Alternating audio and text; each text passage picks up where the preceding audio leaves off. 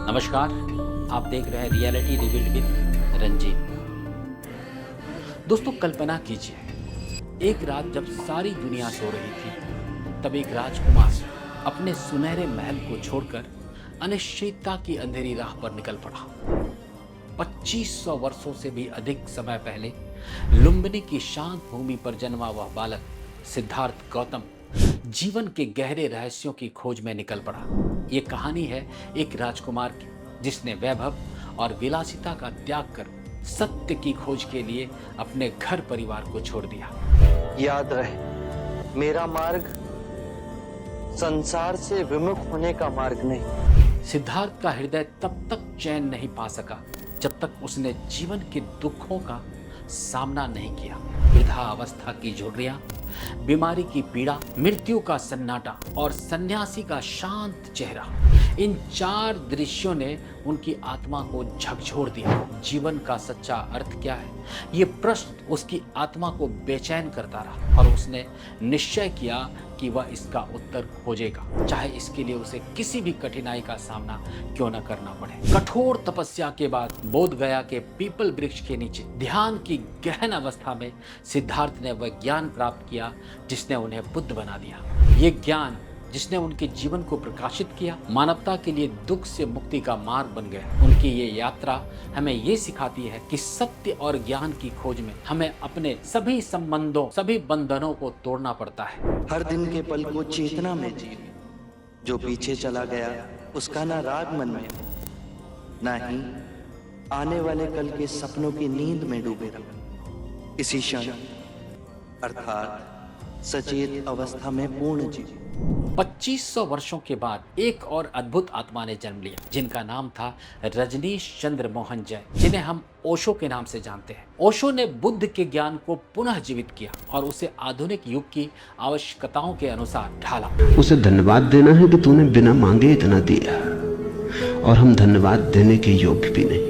ये कहानी है उस ज्ञान के यात्रा जिसने प्राचीन समय से आज तक मानवता को प्रकाशित किया है। ओशो ने अपने प्रवचनों और शिक्षाओं के माध्यम से बुद्ध के धम्म को नए रूप में प्रस्तुत किया। जितनी मूर्तियां बुद्ध की उतनी दुनिया में किसी दूसरे व्यक्ति की नहीं। उन्होंने ध्यान की गहराई और जीवन के प्रति जागरूकता को पुनः जागृत किया।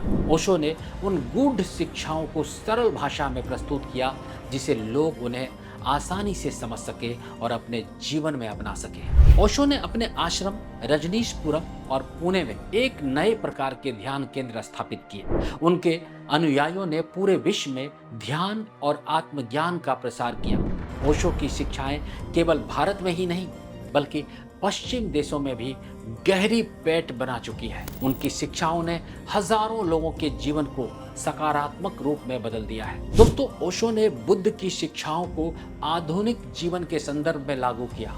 उन्होंने बतलाया कि कैसे हम आज के तनावपूर्ण जीवन में ध्यान और जागरूकता का उपयोग कर सकते हैं। उनकी शिक्षाएं हमें ये सिखाती है कि कैसे हम अपनी अंतर्निहित शांति और आनंद को पा सकते हैं। बुद्ध से लेकर ओशो तक ये यात्रा ज्ञान के आत्म जागृति की है। बुद्ध ने जिस ज्ञान की ज्योति जलाई थी, ओशो ने उसे आधुनिक युग में प्रज्वलित रखा। ये कहानी है उस अनंत प्रकाश की जिसने असंख्य जीवनों को सच्चाई की राह दिखाई है और आज भी हमें ये प्रेरित करता है। आज जब दुनिया तनाव और अशांति से जूझ रही है, ओशो की शिक्षाएं हमें शांति, करुणा और आत्मज्ञान का मार्ग दिखाती है।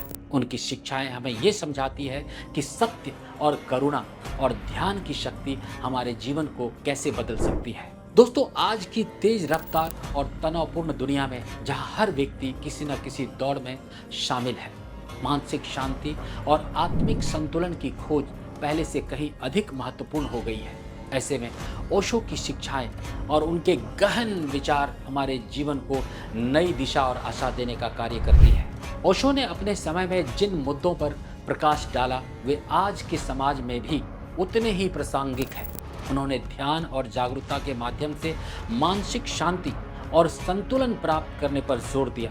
उनकी शिक्षाएं हमें ये सिखाती है कि कैसे हम वर्तमान क्षण में पूरी तरह से उपस्थित रह सकें और अपने जीवन को जटिलता से बचा सकें। दोस्तों, ओशो के कुछ प्रमुख कथन और उनकी शिक्षाएं हैं। जो आज भी हमारे जीवन को गहराई से प्रभावित कर रहे हैं। उन्होंने कहा कि अतीत जा चुका है, भविष्य अभी आया नहीं है, केवल वर्तमान ही तुम्हारा है। वर्तमान में पूरी तरह से उपस्थित रहो। ये कथन हमें वर्तमान क्षण में जीने की प्रेरणा देता है, जिससे हम अतीत की चिंताओं और भविष्य की अनिश्चितताओं से मुक्त हो सके। यहाँ जीवन को समस्या की तरह तुमने लिया कि तुम चूकते चले जाओगे। जीवन कोई समस्या नहीं है जिसको सुलझाना है, न जीवन कोई प्रश्न है जिसका उत्तर कहीं से पाना है। जीवन एक रहस्य है जिसको जीना है। फर्क समझ लेना, समस्या और रहस्य। समस्या का अर्थ होता है जिसका समाधान हो, रहस्य का अर्थ होता है जिसका समाधान हो ही नहीं। उन्होंने कहा कि स्वयं से प्रेम करो। जब तक तुम खुद से प्रेम नहीं करोगे, तब तक तुम दूसरों से भी प्रेम नहीं कर पाओगे। आत्म प्रेम और आत्म स्वीकृति की ये शिक्षा हमें आत्मसम्मान और आत्मविश्वास बढ़ाने में मदद करती है। उन्होंने स्वतंत्रता के बारे में कहा कि स्वतंत्रता तुम्हारा सबसे बड़ा अधिकार है। किसी भी परिस्थिति में अपनी स्वतंत्रता का त्याग मत करो। ये कथन हमें आत्मनिर्भरता और स्वतंत्रता की शांति को पहचानने की प्रेरणा देती है। ध्यान और जागरूकता। ध्यान का अर्थ है सिर्फ बैठना और कुछ भी नहीं करना, केवल होना। ओशो की ध्यान विधियां हमें मानसिक शांति और आत्मिक संतुलन प्राप्त करने में मदद करती है। प्रेम की वास्तविकता ये है कि वह दूसरों के साथ साझा करने में अधिक होता है। प्रेम बांटने से बढ़ता है।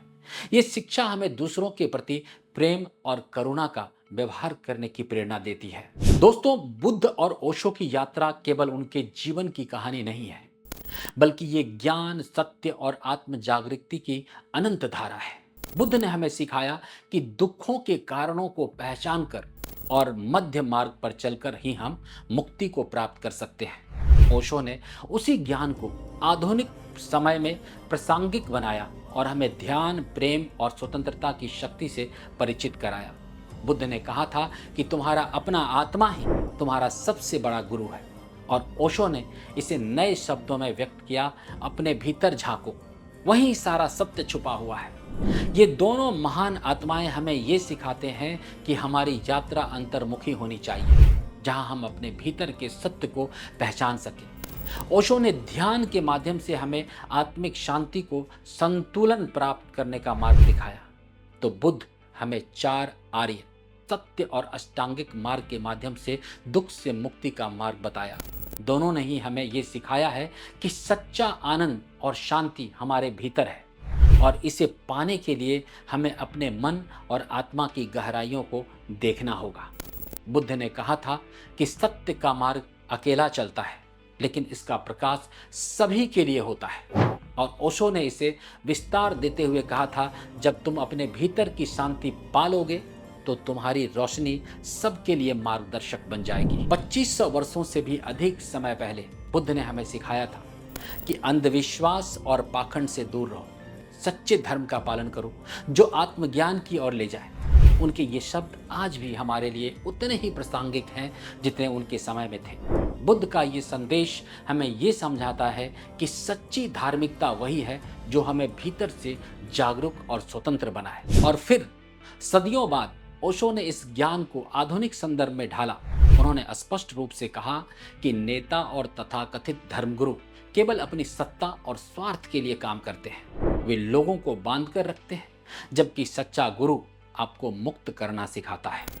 ओशो के ये शब्द हमें ये सिखाता है कि सच्चा गुरु वही है जो हमें आत्मनिर्भर और स्वतंत्र बनाता है, न कि वे जो हमें अपनी अनुयायी बनाकर रखता है। दोस्तों, ये कहानी है बुद्ध और ओशो की, उनके शिक्षाओं की और उनके अनंत धरोहर की। ये कहानी है सत्य, करुणा और ज्ञान की, जो हमें अपने भीतर झांकने और सच्चे अर्थों में जीने की प्रेरणा देती है। ये कहानी हमें याद दिलाती है कि आत्म जागृति की यात्रा अनंत है और हर कदम हमें अपने भीतर के सत्य के ओर करीब ले जाता है। You should care only about one thing, that you are happy.